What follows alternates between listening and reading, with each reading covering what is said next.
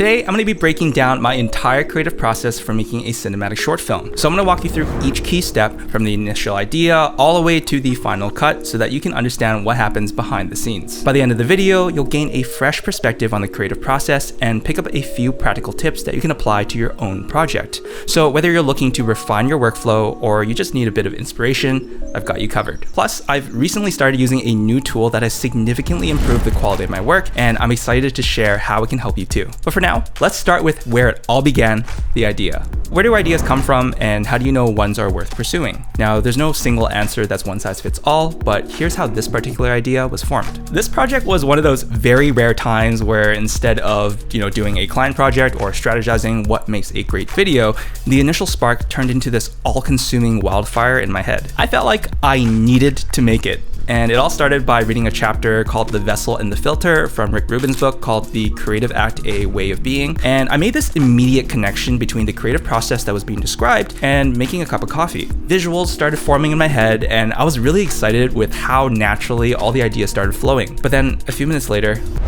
I just shut it down. I don't want to be another YouTuber who shot epic coffee B-roll, because YouTube isn't a platform for me to follow the crowd and just be drowned out by millions of creators. The problem-solving side of my brain told me, don't do it. Here's the thing. 1 month later, I was still thinking about it. 6 months later, I was still thinking about it. And here we are after 1 whole year, realizing that if an idea is haunting me for this long, it's probably a sign to just bring it to life. Honestly, I don't even know if this is a passion project. It just feels like I'm relieving suffering by finally making it. But I knew it was an incredible opportunity to refine my style, experiment with new tools and techniques, and just create something that wasn't for the YouTube algorithm. And that's when I knew it was time to move into pre-production. Now, the first phase I always start with is a good old brain dump onto a scratch pad. Every idea, no matter how big or how small, gets written on there. Shot idea goes on the list. Lighting setup, noted. A potentially powerful line for a script, it's on there, baby. Nothing is too random or too rough for the scratch pad. You see, the purpose is to capture all those initial sparks of creativity before they flicker out. It's where all the raw, messy ingredients for the project come together before I start refining them. In most of my projects, finding the right music during pre-production is key because it's a core factor in setting the tone. Even if it's a temporary song, music can inspire new shot ideas or just help me envision how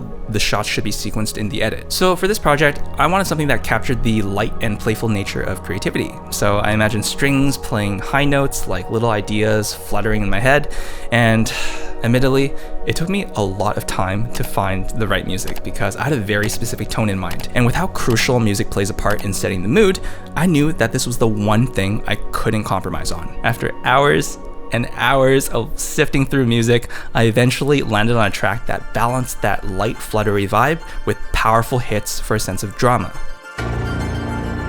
I truly believe that the song became the backbone for the film's emotional journey. Usually for me, all of the visual ideas come to my head first, so I take the initial thoughts from my scratch pad and start organizing them into a rough shot list. Now, this is where I begin to piece together the visual narrative, and I'm not looking to complete the shot list at this stage because I want the narrative to be driven by the script, but this is where I start to bring some clarity to those loose thoughts. Next up is a script, or at least my best attempt at one. Writing the script is another step in organizing those scattered thoughts and creating a foundation for my video. My process usually involves taking the lines from my scratch pad, connecting them with new lines to make the narrative coherent, and then trimming or adding portions to make it flow better. I guess it's kind of like sculpting. Like I'm chipping away at certain parts that don't work and then adding what's needed for it to start taking shape. For this particular script, it was a lot of finding the right balance between saying the things that need to be said and avoiding anything that felt redundant. It's so easy to get caught up in wanting to explain everything, but I had to remind myself that less is often more. Now, a tool that I've been finding incredibly useful for refining my scripts is ChatGPT. Now, I never use it to write a script from scratch because then it doesn't really feel like it's being written by me anymore. But it's amazing for spitballing ideas, tweaking lines, or coming up with variations of something I've already written. Just like with any other tool, I only use it to enhance the creative process and not to entirely replace it. Once I'm fairly happy with my script, I usually circle back to my shot list. Knowing what needs to be said gives me a better idea of what shots I'll need to bring those words to life. Now, this phase is usually a mix of 3 key things. First is coming up with shots to match the script, and then filling in the gaps from one shot to another so that the sequence flows logically. And the third thing is shuffling the shots around until they're in the right order for the edit. Every shot needs to serve a purpose. You see, instead of having shots just for the sake of moving the story along, it's also an opportunity to build tension, improve pacing, or even add layers of visual metaphor. I am very lazy when it comes to setting up equipment and shooting. It's probably like my least favorite part of the process, which is both a blessing and a curse. You see, the upside is that it forces me to be extra careful with my shot list. If there is any unnecessary shots in there, I have to pay the price by having to shoot it, so I make sure that every shot counts. Although I have these key steps to follow, I always find myself bouncing back and forth between the script, the shot list, the music, and whatever other crazy ideas that pop in my head. It's a really messy and chaotic process, but through it, I still make progress. The more that I refine the script or the shot list, and the more that I narrow down the music, the more confident I feel heading into production. Embracing the messiness while trying to stick to the structure I've laid out is what helps me bring everything together. It's kind of like that sculpting analogy that I brought up earlier, where I'm constantly reshaping things until it feels just right. Part of feeling prepared for a shoot is doing as much of the work as possible before I even hit the record button. I knew that the script for this project was going to be voiceover driving the narrative, so I kind of wanted to get a sense of how it would sound with the music. Now, originally, I planned to use my own voice, but let's be honest, I don't have the most cinematic voice. See, this is my cinematic voice impression. Like, it sucks. And as if the stars had aligned while I was scripting, Artlist reached out to me to introduce their new AI voiceover feature. This powerful text-to-speech tool generates the most realistic narrations I've ever heard. Once upon a time, in a realm of wonders.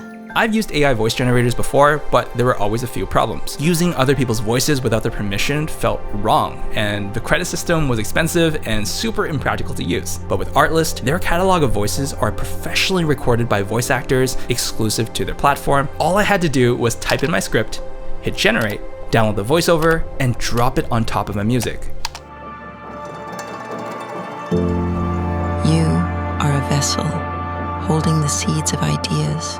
You can probably tell that it doesn't just take a good script to make an impactful video, it also takes the right delivery. So Artlist offers a separate plan just for voiceovers, but it's also included in their Artlist Max plan, which covers everything on their platform. And for those of you who follow my channel, you'll know that I have been using everything on their platform, from their music, sound effects, and footage for the past 4 years in all of my projects. So if you're ready to take your videos to the next level, you can get 2 months free off any of their annual plans by using my link. So a big thank you to Artlist for sponsoring this video. Now, with everything planned out, the actual shooting process was pretty straightforward. All I had to do was stick to the plan. I started by throwing up a black backdrop to block out any sunlight or any light from bouncing on the white walls. That way I can keep the lighting as controlled as possible. So for this production section of the video, let me just break down a few of the more interesting setups so that you can get a better idea of how I was able to bring my vision to life. The first shot was a slow frontal push-in of the coffee vessel sitting on a table. Now luckily my cat was around and he suggested that I use 2 nanlight pavo tubes in the frame to create a sterile but moody look. I also added 2 more underneath to light up the frosted acrylic sheet. To make the lighting feel a little more alive, I used the pixel effects feature on the pavo tubes. It added this subtle scanning movement that I was a really big fan of. Now, fog is my not so secret weapon for softening up the scene and creating beautiful volumetric light. I've been using the Smoke Ninja for almost a year now, and it's become one of my go-to tools for every shoot. Finally, with my camera mounted on a motorized slider, in this case the Top Rig S60, all I had to do was sit back and let it do all the work.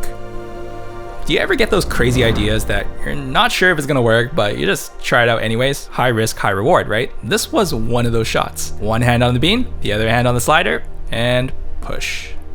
Imagine nailing the distance and focus on that. Definitely not on the first take. Even though I was mentally prepared to do this at least 50 times, sometimes the universe cuts you some slack. It only took me 5 tries to get this. I figured that since my coffee table was made of glass, why not take advantage of it by trying a worm's eye shot by placing my camera directly underneath. This let me build a blanket fort that I never had as a kid. I mean, sure, it got a little toasty under there, but it's all for the shot. Now you probably noticed a lot of close-ups in the short, and the probe lens that I bought a few years ago is perfect for emphasizing the size and detail of small objects. One of the setups involved a bird's eye view, which let me capture shots like this one. You can probably tell it never made the final cut because I forgot that steam rises. And if we can't see anything clearly, what's the point of including it? On the bright side, I did capture the blooming process really well, and that's the kind of detail that makes the setup totally worth the effort. Now the last setup that I want to share is this vertical slider setup that allowed me to arc the camera smoothly around the coffee cup. It's a bit of a monstrosity with all the stands and arms securing it in place, but I really needed to make sure it was absolutely rigid, because I really wanted to create a moment where the camera focuses on the storm that's brewing in the cup, which required me to shoot 2 plates. First, I captured the coffee just sitting there, calm and still. Then I shot the second plate with 2 LED lights set to strobe, creating that sense of chaos in the cup. One video Copilot tutorial later, and we end up with this. So with all my shots done, I'll usually throw all my clips into a timeline and start picking out all the best takes. This is where I look for all those magical moments where the smoke swirls perfectly, when the coffee drips just right, and of course, when the camera movement matches the motion of my finger. Now something that I've been doing recently is creating 2 versions of my shot list. So one is in shooting order, which prioritizes efficiency on set, and the other is in edit order, which sequences the shots so that they flow naturally in the edit. Once all the clips are laid out in edit order, I usually end up in 2 scenarios. Either 80% of my work is done because I had solid pre-production, or I am yanking hair out of my skull wondering why I don't have enough shots for my edit. Oh, the pain. But thankfully for this shoot, I only yanked out a few strands because there were some moments that felt a little draggy or it didn't quite match with the vision once I watched it through. But here's where the fun part begins for me, because I get to solve the puzzle of turning this unwatchable garbage of a rough cut turn into something that people will actually enjoy watching. So over here, I ended up trimming some lines from the script because they felt a little bit redundant after watching it through, and I also adjusted the music so that the more powerful hits would come a bit sooner, so that way it adds more punch to those key visual moments. A pretty common question that I get is whether I trim the music to fit the length of the shot, or if I trim the shot to match the music. And the answer is that it's usually a bit of both. If the music is tricky to manipulate, then I'll usually tweak the shot length so that it hits a certain beat. But most of the time, I prefer editing the music to fit the shot, but really it all comes down to whatever keeps the pacing and overall vibe on point. Now, let's talk VFX. I do everything in After Effects, and for this project, most of my visual effects work involved cleaning up the mess that I missed during the shoot. So, things like erasing the light stand or straightening out a crooked table. Remember, lazy on set. One of my favorite shots was turning a coffee bean into grounds with a flick of my finger. It was as simple as shooting a plate of the spinning bean and then removing it just as I flicked. Simple, but super satisfying. While we're on the topic of visuals, let's get into the color grading process. Right off the bat, I knew I wasn't aiming for a warm and cozy vibe like most of the coffee B-roll stuff that I see on YouTube. So I started looking for more moodier reference stills to guide my color grade. I knew that I wanted my shadows to lean more towards the green, so I ended up using a still from the movie Sicario as my main reference. I have this tendency to grade things a little too punchy, so having other reference stills from other movies and commercials really helped me dial in the levels for a more cinematic tone. I hate saying the word cinematic. It feels cheap in this day and age. So my process is usually just trying to get the skin tones right, trying to match it as close to the reference still as possible, and then making some tweaks here and there to kind of blend it with other reference stills and make it more unique to myself. Now, I usually tackle sound design before color grading, but I saved the best for last in this breakdown because it was such a crucial pillar in what I believe made the short film stand out. When Instagram started muting videos that would autoplay on my feed, I noticed something quite interesting. The commercials that I saw from production companies I followed felt a little bit weak after I watched it. And at first I thought, well, of course, I'm just watching it on this small screen. But as soon as I hit unmute, I was immediately more immersed in what I was watching. That experience taught me how critical sound is in building a world and drawing viewers in. So for this video, I challenged myself to focus even more on sound design and limiting myself to mostly nature sounds to make every moment feel grander than just these coffee beans bouncing around. Swishing the coffee became the sound of massive ocean waves crashing, and pouring water over the grounds turned into huge icebergs breaking apart. This exercise forced me to think outside of the box and avoid the more obvious sound effects. Of course, this was really tough at first because I had never limited myself to just one genre of sound effects before, but this limitation actually created a sense of consistency throughout the video. If you haven't seen the full video yet, you can check it out right over here, but before we wrap up, I want to leave you with a snippet that features only the sound effects. This will give you a taste of just how much it played a part in the overall experience. Take a listen.